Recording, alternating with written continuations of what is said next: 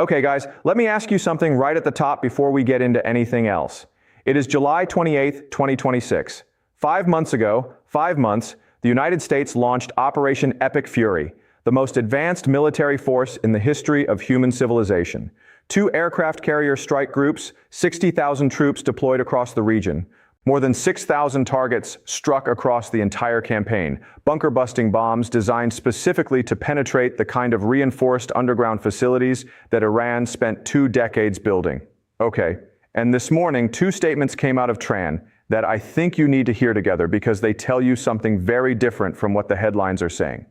The first came from Ismaila Bahai, Iran's foreign ministry spokesperson, who stood in front of cameras and said, and I'm paraphrasing here, but barely, "I don't understand how you think you're managing this war." He said that the country that was supposed to be collapsing under military pressure, sending out its official spokesperson to say on camera, "I don't understand your strategy." The second statement came from Foreign Minister Abbas Araghchi, the top diplomat 1 level above the spokesperson, specifically about a new and separate crisis, a drone strike that Ukraine had just conducted against an Iranian commercial vessel on the Caspian Sea. She called it, quote, "a violation of the United Nations Charter that cannot go unanswered." Okay, 2 statements, 2 different officials, 2 different crises, both happening on the same day. Now hold on to that because it matters. 5 months, 210 days, more than 6,000 targets struck, 60,000 troops, 2 aircraft carriers, hundreds of billions of dollars, and Iran is opening new fronts. Now you have 2 options when you look at this. Option 1, you dismiss it as propaganda. You say, of course they're going to talk tough, that's what they do. Option 2, you actually stop and ask a question that nobody on cable news is willing to ask out loud. What if they're right? That's what we're doing today. And I promise you, by the end of this video, you're going to see something that most analysts, most journalists, most foreign policy commentators are completely missing. Not because the information isn't available. It is available. It's in the public record. But they're looking at 6 separate stories when they should be looking at 1 story. Okay? So let's talk about what's actually happening. All right, let me give you the framework first because this is how I want you to think about everything we discussed today. Okay? I teach my students this every semester. Every geopolitical situation is essentially a game. And to understand a game, you need 3 things. You need to know who the players are. You need to know what the rules are. And most importantly, you need to know what the incentives are because incentives tell you what people will actually do as opposed to what they say they're going to do. Does that make sense? When you apply that framework to what's happening right now in the Middle East, you don't see a military campaign that's going well for America. You see a situation where every single player, every single one has incentives that are pushing the conflict in a direction that Washington either didn't anticipate or doesn't want to admit publicly. Okay, let me walk you through 6 things that happened in the last 48 hours. 6 things, and I want you to watch how they connect. Let's start with the one that got almost no coverage in Western media. On July 27th, Ukraine conducted a drone strike against an Iranian commercial vessel in the Caspian Sea. Not in the Persian Gulf, not in the Red Sea, the Caspian Sea. An inland body of water that Iran has considered its own strategic backyard for decades. Okay, let that sink in for a second. Iran is already fighting the United States and Israel on one front, and now a second country on a completely different body of water in a completely different direction has struck an Iranian ship. Iraq's response was immediate. He called it a violation of the United Nations Charter that cannot go unanswered. And then Ibrahim Azizi, the chairman of Iran's National Security Committee, did something remarkable. He posted a warning to Ukraine in Ukrainian. He wrote it in Ukrainian, guys, because he wanted there to be 0 ambiguity about who the message was for. He said Ukraine would soon realize its, quote, miscalculation. But here's the part that I want you to think about carefully. Iran didn't just threaten Ukraine. They explained the theory of the case. They said that Israel had instigated Ukraine to conduct this attack. Why? To drag European countries deeper into the conflict, to force European governments to choose a side more explicitly. Iran is telling you their read of the geopolitical chessboard. And the read is, this is not a bilateral conflict anymore. This is a regional expansion in progress. Okay? Now you might say, well, that's just Iran trying to create a narrative maybe. Or maybe they're identifying something real. Because here's what we know. NATO allies are fracturing over this war. France and Spain have publicly called the American and Israeli airstrikes on Iran illegal. Not inappropriate, not disproportionate, illegal. That's France, a permanent member of the United Nations Security Council, and Spain, one of the most important military partners in Southern Europe, both of them using the word illegal, okay? And on July 28th, yesterday, the Pentagon announced it was beginning a formal reassessment of America's military presence across Europe.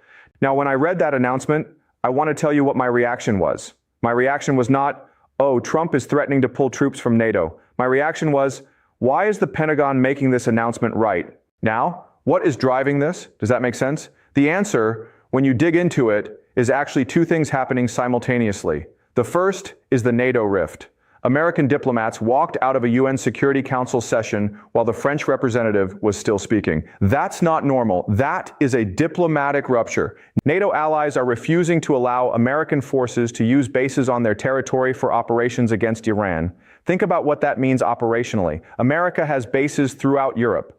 If those bases can't be used to support operations in the Middle East, that's a significant logistical constraint. And Washington is now in a position where it's publicly feuding with its most important multilateral alliance at the exact same moment it needs that alliance's political cover for a war that's going badly. Okay? The second thing is even more significant, and I want to be very direct about it. The chairman of the Joint Chiefs, General Dan Caney, told Congress in testimony that air power has its limits and that the state of America's defense stockpiles is directly affecting operational decisions. The Secretary of Defense Hagth said publicly that the American defense industrial base is, quote, stretched and overstretched. Okay, let me translate that from bureaucratic language into plain English. The most powerful military on earth is running low on the weapons it needs to sustain this campaign. And they're telling Congress that this is affecting what they can actually do in the field. Simple as that. And here is what that means strategically, guys. America is not fighting one adversary. It is simultaneously trying to deter China in the Pacific, support Ukraine, maintain presence in Korea, and now prosecute a major air campaign against Iran, all at the same time, with a defense industrial base that everyone agrees is not producing fast enough. The Caspian strike by Ukraine didn't happen in isolation. It happened against the backdrop of an American military that is making choices about where to allocate finite resources. And some of those choices are becoming visible. That's what the European presence reassessment is really about. It's not about NATO reform. It's about capacity. Okay? All right, let's talk about what Iran is doing inside its own borders, because this is the piece that explains why the American pressure campaign is not working the way Washington expected. On the morning of July 28th, two young men were publicly executed in Alahandi Square in the city of Isfahan. Their names were Abu Faisal Sapahi and Amir Hussein Safari. They have been convicted of participating in the protest wave that swept through Iran in January of 2026. Now, I want to be very careful here because I'm going to tell you what this looks like from a game theory perspective, and I want to be clear that I'm not endorsing anything. I'm explaining the strategic logic because if you don't understand the logic, you can't predict what comes next.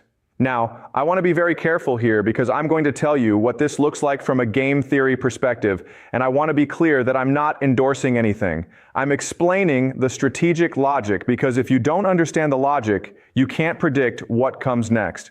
As I explained in previous episodes, Iran built its military and its institutions around a logic of decentralization and resilience. The idea that no single point of failure can bring the whole system down.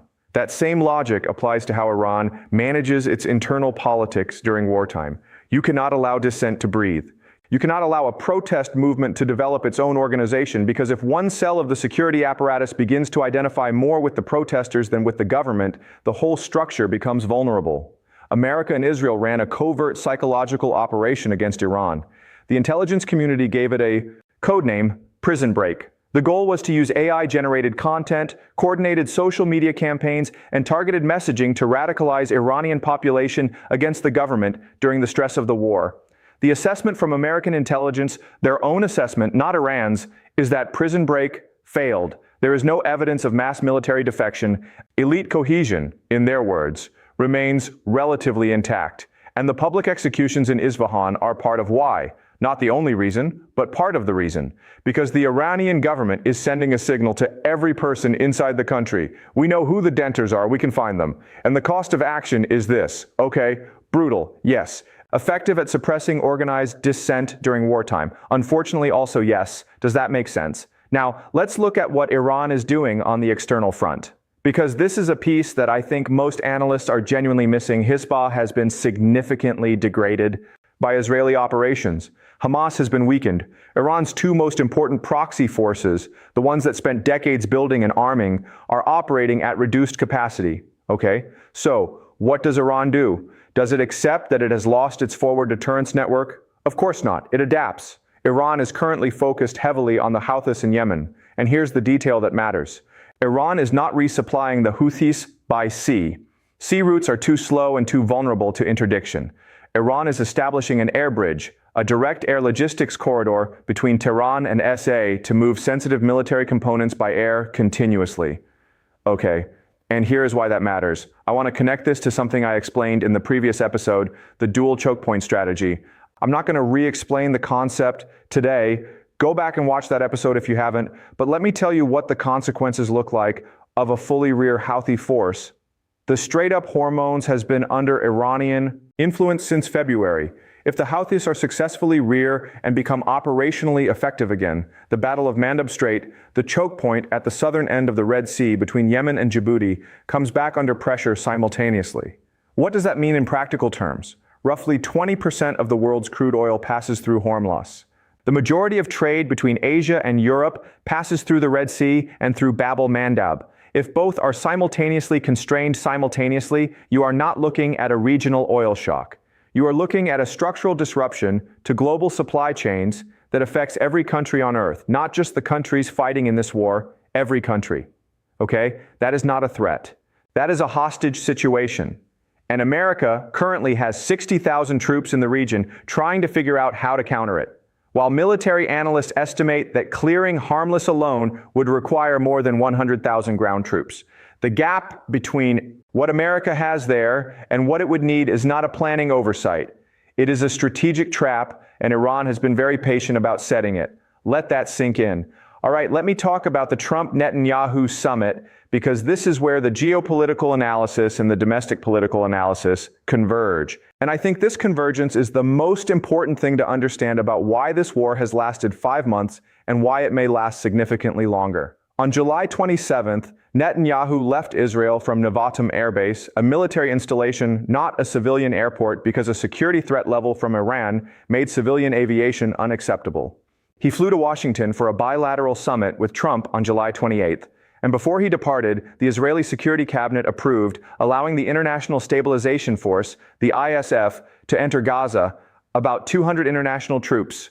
Okay, now on the surface, that looks like a military decision, Israel approving an international force to enter Gaza. But I want you to look at the timing, and I want you to look at the context. Multiple sources have confirmed that allowing the ISF into Gaza was effectively the entry price for the summit.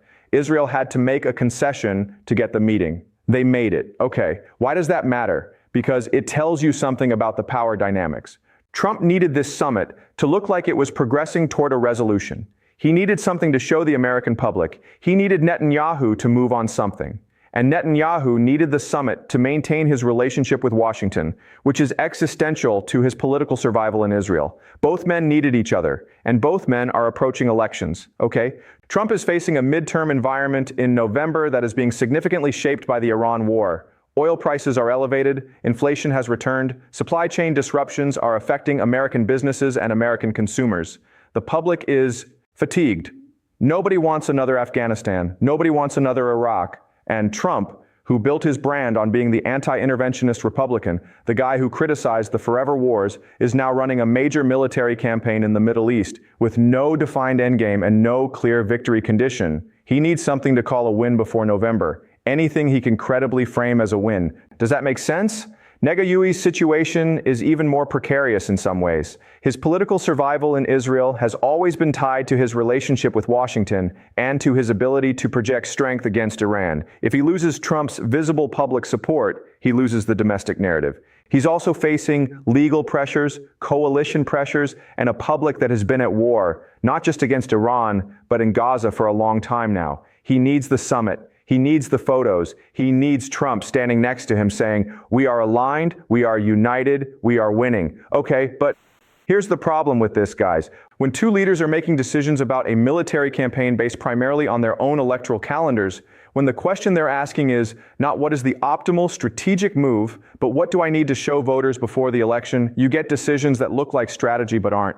You get decisions that are theatrical. You get decisions that feel decisive but don't actually change the underlying strategic situation, and that is exactly what we are watching. Okay? Let me give you one more piece of this picture, and then I want to do something I always want to do, which is argue the other side as strongly as I possibly can. While Trump and Netanyahu were meeting in Washington, Oman was meeting with Iran, not with America, with Iran directly bilaterally. Iran's spokesperson was explicit about it. These talks have no connection to America. This is a bilateral matter between Iran and Oman. Okay. And what was being discussed? Oman proposed a co-management framework for the Strait of Hormuz, similar to how the Strait of Malacca is managed. The idea being Iran collects a voluntary transit fee from commercial vessels in exchange for guaranteeing safe passage. And here's the thing, some Gulf states are not opposed to it. Kuwait signed a strategic defense agreement with Pakistan on July 26th, not with America, with Pakistan. The Gulf states are hedging, they are looking at this war, and they are calculating that America might not be the winner, and they are making sure they have relationships on both sides. Okay. Oman's foreign minister, Baha al-Busi, was remarkably blunt. He said, America had lost control of its own foreign policy, was being dragged into a war by Israel, and called the situation a catastrophe. When an ally says that about you publicly, you are not winning the information war in the region. Simple as that. All right? Now, I want to do something I always want to do because I don't think you should just take my word for any of this. I want to steal the other side. I want to give you the strongest possible version of the argument that America is actually winning this conflict. Because if I can only defend one position, that's not analysis, that's advocacy. Here is the strongest version of the optimistic case. America has destroyed more than 6,000 Iranian military targets. Iran's nuclear program has been set back by years. The Iranian economy is under extreme pressure from sanctions. The rial has lost enormous value. Inflation inside Iran is severe. The protests in January demonstrated genuine popular discontent. And now, after 5 months of sustained military pressure, Iran is at the negotiating table. They're talking to Oman. They're sending signals to Pakistan. They're engaging in back-channel diplomacy. That's not what a confident winning power does. That's what a country under pressure does, and sooner or later, the pressure will produce a result.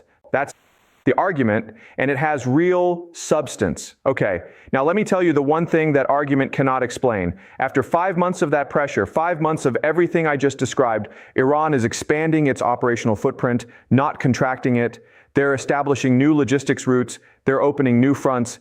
The Caspian strike by Ukraine, which Iran is treating as an Israeli provocation, gives Iran a justification to escalate in directions that were previously off the table. They are actively rebuilding their proxy network through the Houthis via an air bridge that didn't exist 5 months ago.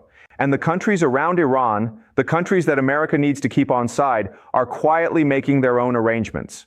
Okay, sustained military pressure works when it produces cascading failures. When you bomb enough targets, the system starts to collapse.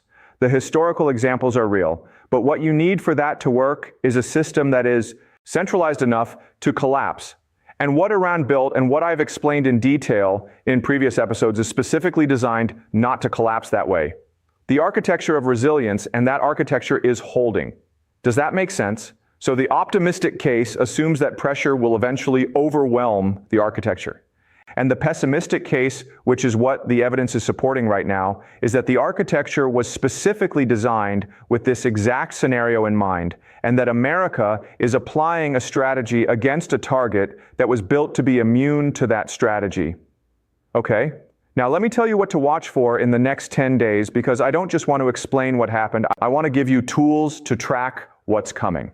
First, the Roman negotiations. There is a scheduled round of talks between Israel and Lebanon and Rome August 4th through 6th. The key indicator is whether Israel agrees to withdraw from the pilot zone in southern Lebanon. If they agree, that's a signal that Washington is genuinely pressing for an exit ramp, that someone in the American decision-making structure has calculated that the cost of continuing exceeds the benefit, and they need a face-saving off-ramp. If Israel refuses to withdraw, the containment strategy has failed, and we are almost certainly looking at further escalation. Watch Rome closely. Okay. Second, Iran's response to the Caspian strike. Iran has promised a response. The question is what form it takes and how long they wait. If Iran strikes back against Ukrainian interests directly kinetically, this war just acquired a new geographic dimension, one that draws Europe and NATO even further in. If Iran stays quiet for now, that tells you they are prioritizing the Hormuz theater and don't want to open a second front while managing the primary conflict. Silence from Iran on the Caspian incident over the next 10 days would actually be a significant piece of information. It would tell you that they are being strategically disciplined. Okay. Third, the Tehran-SA air bridge. Watch whether America or Israel attempts to interdict that logistics corridor, because if they try to stop it, that means they understand the real threat that a rearmed Houthi force represents, and they're willing to escalate to prevent it. And if they don't, if the air bridge operates and the Houthis get rearmed, then you should expect significant Houthi operational activity against Red Sea shipping within the next 6 to 8 weeks. The second choke point becomes real, and the economic consequences of that will be felt globally, not just regionally. Okay, I want to leave you with a thought that I think about a lot when I look at situations like this. There's a concept in strategic studies called mission creep. It's the phenomenon where a military intervention that begins with a limited defined objective slowly accumulates additional objectives until the original mission is unrecognizable. America went into Afghanistan in 2001 to destroy al-Qaeda. 20 years later, the Taliban was still there. America went into Iraq in 2003 to eliminate weapons of mass destruction. The result was the creation of ISIS and a decade of regional chaos. Neither of those outcomes was the stated objective. Both were the product of mission creep, of goals that kept expanding as the original justification became harder to sustain. Does that make sense? Epic Fury began in February with a defined military objective: destroy Iran's nuclear infrastructure. But look at where the goalposts are now on July 28th, 5 months later. Trump is conditioning a peace deal on Saudi Arabia joining the Abraham Accords. The United States is demanding that the Lebanese army disarm Hezbollah, an organization that the Lebanese army has never had the capability to disarm, and everyone knows it. Washington is now talking about restructuring the entire political order of the Middle East as a condition for ending hostilities, from destroy nuclear facilities to restructure the entire Middle East. That's not a military campaign anymore. That's an imperial project. And there's no exit strategy. There's no defined victory condition. There's no moment at which someone in Washington can point and say, that's what winning looks like, okay? George Washington wrote in his farewell address in 1796, and I want you to think about how relevant this is. He warned that a nation could become a slave to its animosity or to its affection for a foreign power. He was warning that passionate attachment to one ally could cause a country to subordinate its own interests, to fight battles that were not its own, to be drawn into conflicts that serve someone else's agenda. He was talking about France at the time, but you tell me whether you think that principle applies today. Okay, here's the question I want to leave you with. And I don't have the answer. I genuinely don't have the answer, but I think it's the right question to be asking. When you look at all 6 of these things simultaneously, the new Caspian front, the public executions in Isfahan, the Tehran-Sana'a air bridge, Trump and Netanyahu managing a war according to their electoral calendars, the Gulf states quietly negotiating their own arrangements with Iran, and the Pentagon admitting its defense industrial base is stretched. When you look at all of that together, the question is not who is winning this battle. The question is this still a battle that America chose to fight, or is it now a trap that America doesn't know how to get out of? I want to hear what you think. If you think I'm wrong, tell me specifically what I'm missing. That's how we get better analysis. That's how we understand the world more clearly. Push back on me. Find the thing I didn't account for. Because if the framework I gave you today holds up under scrutiny, that tells you it has explanatory power. And if it doesn't hold up, we both learned something. Okay? All right, guys, that's the video for today. Stay curious.